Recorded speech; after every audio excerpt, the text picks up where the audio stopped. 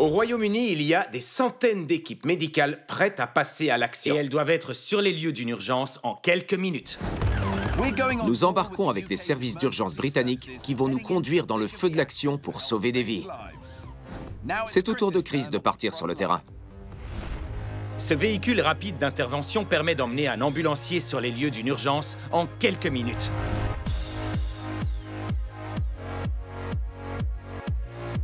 En service avec moi, voici l'ambulancier Ben White.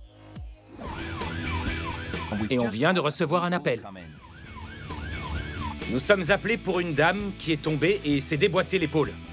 Il y a beaucoup de vaisseaux sanguins et de nerfs dans le bras. Si cet os sort de son articulation en haut du bras, ça peut endommager toutes ses structures. J'ai pris ma caméra pour vous emmener aussi proche que possible de l'action. Nous arrivons sur place en moins de 3 minutes et demie et nous trouvons Maxine par terre dans sa salle de bain. Qu'est-ce qui vous est arrivé? J'avais fini de prendre ma douche, j'ai fermé le robinet, je suis sortie de la douche et j'ai glissé. Vous avez mal tout le temps ou quand vous bougez? Tout le temps? Tout le temps? C'est ici? Dans toute l'épaule, en fait. Dans toute l'épaule. Ben est en train de l'ausculter pour savoir si c'est un bleu ou une fracture, ou bien si elle s'est déboîté l'épaule, si l'os qui est en haut du bras est en fait sorti de l'articulation au bout de l'os de l'épaule et dans une mauvaise position. Si c'est le cas, elle devra aller à l'hôpital pour qu'on lui remette en place et qu'on lui donne des antalgiques. On va essayer de vous soulager. On va voir ce que ça donne avec du gaz et de l'air. Sinon, on vous donnera quelque chose de plus fort. Tenez ça et inspirez bien fort. Prenez de grandes bouffées. Le gaz et l'air servent d'anesthésiant pour soulager Maxine pendant que Ben surveille sa tension artérielle. Mais comme la douleur reste vive, Ben décide d'emmener Maxine à l'hôpital pour des examens approfondis. Dans le même temps, il lui administre un antalgique plus fort en injection. Ce qui est bien avec ça, c'est que ça ne va pas seulement calmer la douleur de Max, ça va aussi aider les médecins de l'hôpital. Parce que calmer la douleur entraîne une réduction des spasmes dans l'épaule et ça facilite la tâche des docteurs pour traiter Maxine. On va pouvoir emmener Maxine dans l'ambulance où elle sera plus à l'aise. Direction l'hôpital pour lui faire passer une radio afin de savoir ce qu'elle a. Une fois sur place, l'équipe médicale veille à ce que Maxine bouge le moins possible pour arriver jusqu'à l'ambulance. Maxine est en route pour l'hôpital et comme Ben est arrivé très rapidement et lui a donné un bon antidouleur, cela permettra aux médecins de la soigner plus facilement. Cette intervention est finie, mais une autre nous attend déjà. Grâce aux centaines d'équipes mobiles comme celle-ci, si vous êtes en situation d'urgence, des professionnels de santé peuvent venir à votre secours en quelques minutes. Les équipes de secours d'urgence doivent arriver sur les lieux d'un accident au plus vite. Et il y a beaucoup de moyens différents d'y parvenir. Nous embarquons avec les services d'urgence britanniques qui vont nous conduire dans le feu de l'action et qui sauvent des vies tous les jours. Cette fois, nos caméras vont suivre une mission spéciale. Je suis admiratif d'un groupe très spécial de personnes et je veux que vous voyiez exactement ce qu'ils font. Alors je vous présente l'équipe qui vole au mépris du danger dans un super hélicoptère. Voici les ambulances aériennes des Midlands. Ces services sanitaires aéroportés disposent de 3 hélicoptères, toujours prêts à partir en mission d'urgence. Grâce à une équipe spécialisée composée d'ambulanciers, de médecins et de pilotes, bien sûr, ils couvrent 6 comtés, ce qui représente une population de 5,5 millions de personnes et peuvent transporter un patient à l'hôpital en seulement 15 minutes. Prêts à réagir à chaque instant, ils décollent au moindre appel. Au cœur de ce dispositif aujourd'hui, le docteur John Bingham et l'ambulancière Steph Cormack. Quand le téléphone sonne, ils doivent être prêts en quelques secondes. Il est 5 heures et la sonnerie vient de retentir. L'équipe note les renseignements sur un papier spécial fiché sur leurs pantalons pour gagner du temps et garder les mains libres. L'hélicoptère a du kérosène et est prêt à décoller en très peu de temps. Les hélicoptères ont une place réduite à bord. Je reste à la base alors que l'équipe se rend sur les lieux d'une voiture en feu. D'après ce qu'on sait, un adulte est touché par un feu de voiture. On peut voir le feu juste là. C'était un très grand feu qui dégageait beaucoup de fumée. Quand vous atterrissez et que vous voyez une voiture en feu, à quoi vous pensez? On pense avant tout à la sécurité. Où peut-on atterrir? Comment atteindre le patient au plus vite? On doit se poser loin de la fumée et loin du feu pour ne pas être touché et ne pas déranger les pompiers. Le feu n'est pas sous contrôle. On va rester à l'arrière par sécurité. Les pompiers tentent de maîtriser le feu et Dr. John commence l'examen du conducteur. Il n'a subi aucune brûlure. C'est positif parce que ça peut vite être grave. Heureusement, il a pu nous dire qu'il n'avait pas été brûlé par les flammes. Pour ce qui est des difficultés respiratoires dues à la fumée, souvent les personnes exposées développent une détresse respiratoire et ont des difficultés pour respirer. Vous avez mal à la gorge? Je vois, ça vous fait tousser. Vous n'avez pas de mal à respirer? La tête qui tourne ou des douleurs? Non. Je vais écouter vos poumons. En plus de pouvoir arriver sur les lieux d'un accident rapidement, l'équipe aéroportée présente un autre avantage, celui d'avoir un médecin à bord, qui peut faire un diagnostic sur place et même soigner les patients. On va juste faire un examen complet pour s'assurer que le patient respire normalement, que son taux d'oxygène est bon, que sa tension artérielle est correcte. Et si après ça il se sent bien, alors il n'y a aucune raison de le garder. C'était un incendie important et dangereux, mais il est désormais maîtrisé. Et finalement, la voiture a pu être sauvée? Ce n'est plus qu'une carcasse. Les pneus ont fondu, collés au sol. Il ne reste plus rien à l'intérieur. Même le moteur ne ressemble plus à un moteur, juste des câbles qui pendent. Il a eu de la chance. Le patient a pu repartir sain et sauf et l'équipe a repris l'hélicoptère. On va tout ranger rapidement et partir sur une autre intervention. On ne sait jamais ce que sera le prochain appel, c'est la nature même du métier. Grâce à des hélicoptères rapides et une équipe au top à bord, l'ambulance aéroportée est un complément inestimable au service de secours. J'avoue que je serais rassuré s'il devait venir à mon secours un jour. Il n'y a pas que les personnels des hôpitaux qui se tiennent prêts pour l'inattendu. Où que vous soyez, si vous avez un accident, il y aura une équipe médicale prête à vous aider. Nous embarquons avec les services d'urgence britanniques qui vont nous conduire dans le feu de l'action pour sauver des vies. C'est au tour de Chris d'aller sur le terrain. Ce véhicule rapide d'intervention appartient au service d'ambulance de West Midlands et il est prévu pour emmener un ambulancier sur les lieux d'une urgence en quelques minutes. En service avec moi, voici l'ambulancier Ben White. Et le premier appel ne se fait pas attendre. Nous nous rendons chez une dame de 84 ans qui est tombée et qui a appuyé sur son bouton d'assistance. C'est un bouton sur lequel elle peut appuyer pour appeler à l'aide.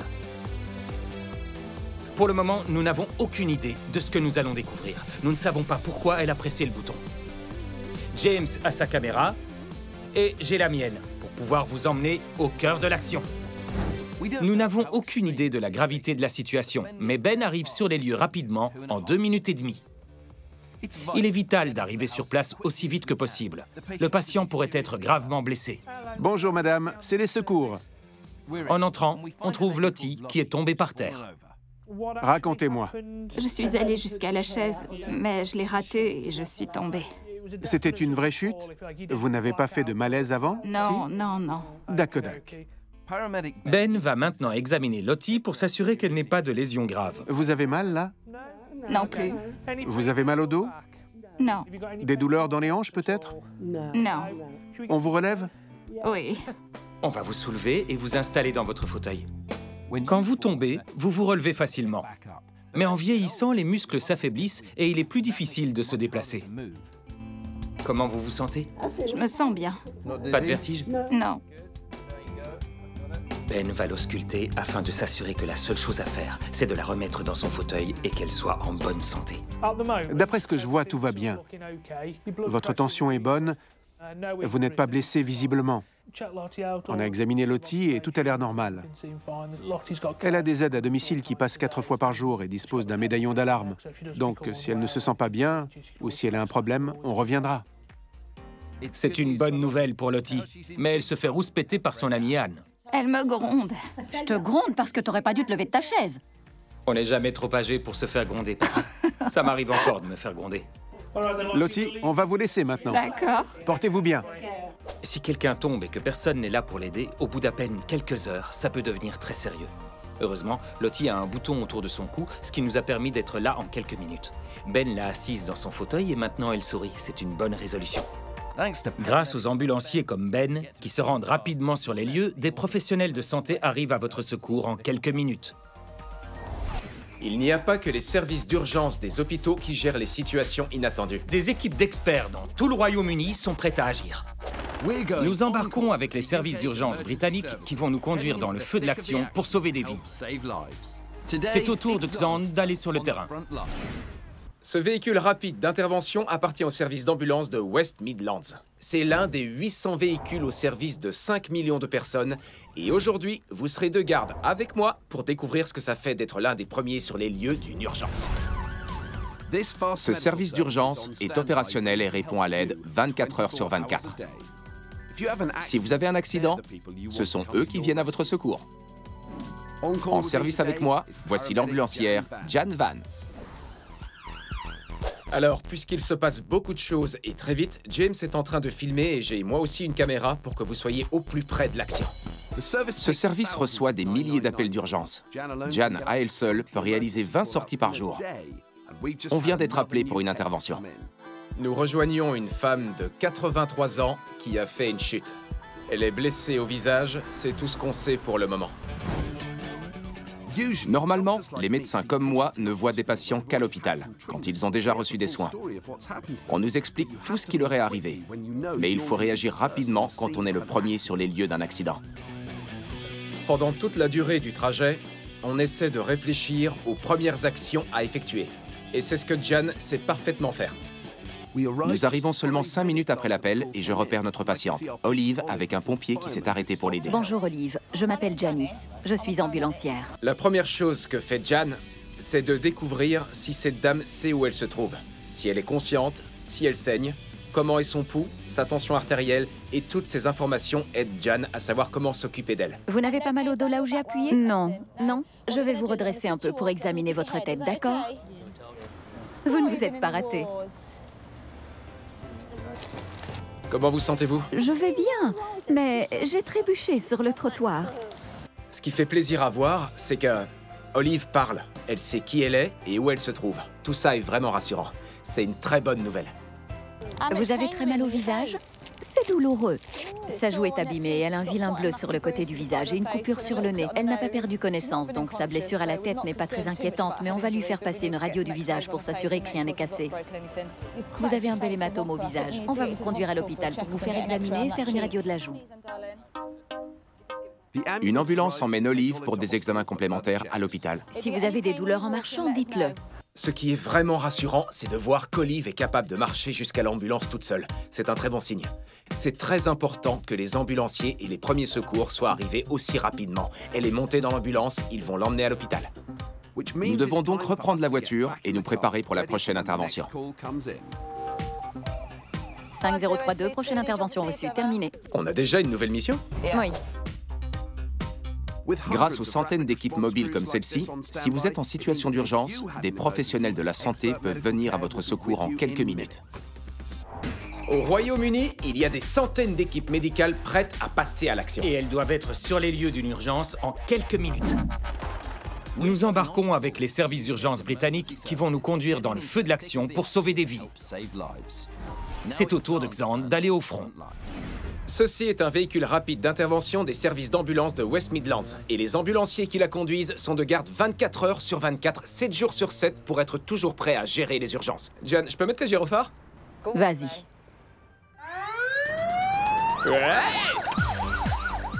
Ce service d'urgence répond à des milliers d'appels à l'aide par jour. Si vous avez un accident, ce sont eux qui viennent à votre secours. En service avec moi, voici l'ambulancière Jan Van. Nous répondons à un appel d'urgence pour une jeune fille de 18 ans qui est tombée et s'est blessée à l'épaule. Nous n'en savons pas plus pour l'instant. Au centre d'appel, ils notent les informations dans l'ordinateur et elles apparaissent sur notre écran. Je peux lire qu'elle est blessée à l'épaule, qu'elle respire et qu'elle est consciente. Donc, quand vous appelez les secours, ils peuvent déjà être en route vers vous alors que vous donnez davantage d'informations. L'appel remonte seulement à 5 minutes.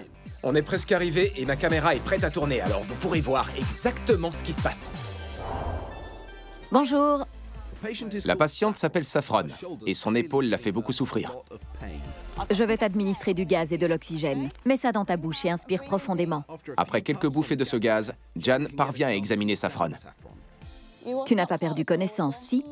Non. Jan est en train de lui faire respirer un mélange à l'oxygène, ce qui devrait rendre la situation plus confortable le temps d'examiner son épaule. Ça va aller. Je crois qu'elle s'est cassée la clavicule. J'ai voulu toucher l'os juste ici, il y a un creux là et je ne le sens plus. Et elle a très mal. Je vais passer une écharpe sur ton bras pour que tu puisses le relâcher, d'accord? Jan a pu déterminer qu'elle s'est probablement cassé la clavicule. C'est vraiment douloureux, mais pas mortel. C'est une bonne nouvelle. Ça va? Prends de bonnes bouffées de gaz. Continue de respirer. À chaque fois que tu ressens de la douleur, prends une profonde inspiration. C'est très bien. Vous pouvez voir à quel point la souffrance affecte les gens. Elle est toute en sueur. Elle a beaucoup de mal à parler. Cet os-là ne te fait pas mal, hein? Oui. Bien qu'il s'agisse uniquement d'une fracture de la clavicule, ce qui n'est pas si grave, on a aussi un ECG, des moniteurs pour pouvoir prendre sa tension artérielle. On surveille son cœur, ses poumons, tout ceci pour nous assurer qu'elle n'a pas d'autres blessures ou de problèmes sous-jacents. Le gaz t'aide? Oui. Ouais, Continue de bien inhaler. D'accord? Tu t'en sors très bien. Vous remarquerez que Saffron a l'air de se sentir mieux grâce au méopas et à l'écharpe. Son bras est immobilisé pour que les os ne frottent pas et elle est moins pâle. Elle a l'air d'aller beaucoup mieux. Elle doit toujours se rendre à l'hôpital, mais l'arrivée rapide de Jan sur les lieux a fait la différence. Une ambulance arrive pour conduire Saffron à l'hôpital pour un traitement plus poussé. Notre mission se termine. Nous retournons à la voiture nous préparer pour la prochaine intervention. Grâce aux ambulanciers comme Jan qui arrivent rapidement sur les lieux d'un accident, si vous êtes en situation d'urgence, des professionnels de santé peuvent venir à votre secours en quelques minutes.